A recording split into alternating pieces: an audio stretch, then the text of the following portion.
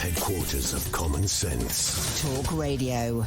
Can I also ask you about something one of your colleagues, the Shadow Equalities Minister Charlotte Nichols, had to say? This is about a trans woman swimmer, Lia Thomas, who won a women's national college race in America.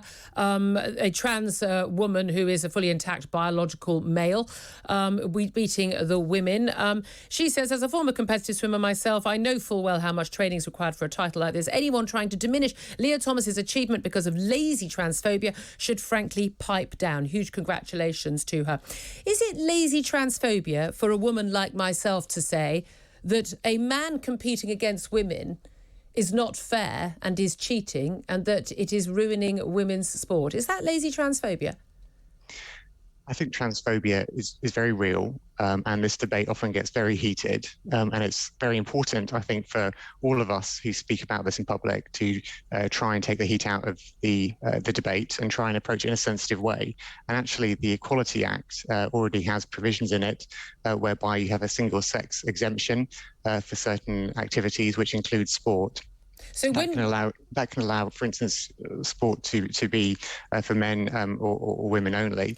But hold on a minute. Your own party leader, Keir Starmer, couldn't actually tell us what a woman was. He said that a woman was an adult female the other day, and then he said, and trans women are women. Well, trans women are not adult females; they are biological males. So we don't even know what a woman is. So if we're going to have a single-sex sport, how can we tell what it is? If a biological man is competing against women, he has an unfair advantage. So it's cheating, isn't it? Is that transphobia? Is that lazy transphobia, or is that a statement of fact? I think Keir, when I heard him the other day, was very clear that women are adult females and trans women. So he doesn't know what a woman is, because I'm a woman, I'm an adult female. A man who says he's a woman is a trans woman. That doesn't make him a woman because he's not an adult female, is he? Well, I believe that trans women are women. And they are included, yes. And therefore it's absolutely fine for a biological man who says that he is a woman, who's got his tackle intact, has all the benefits of male puberty, strength, height and everything, that for them to compete against women in sport is absolutely fine and fair. You think that is the case, yeah? So the individual sporting bodies, I think, will make decisions around individual sporting events. And well, how can they exclude trans women if trans women are women? So the Equality Act does allow provision. So if you start from the position that the Equality Act allows a single-sex exemption, which allows certain activities, for instance, to be only participated in or taken, or for only women to be part of that, it assumes rightly that trans women are included in that. Well, but then allows specific exemptions, and that is a provision within the Equality Act. As I say, this is so you do accept that trans women aren't women then?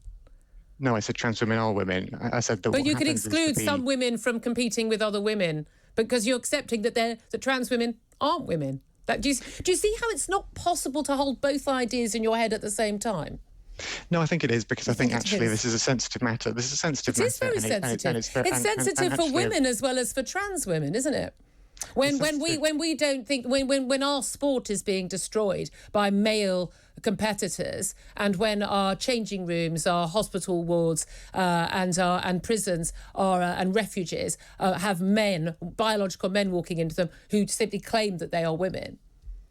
It's sensitive for everyone involved, which is why I started my answer by saying it's really important, in my opinion, to take the heat out of this discussion and to have a calm discussion about what the law is and what a woman is, and what that allows, and the decisions that allows people to make. Do you think it is possible to have an unheated discussion when we cannot even agree what a woman is?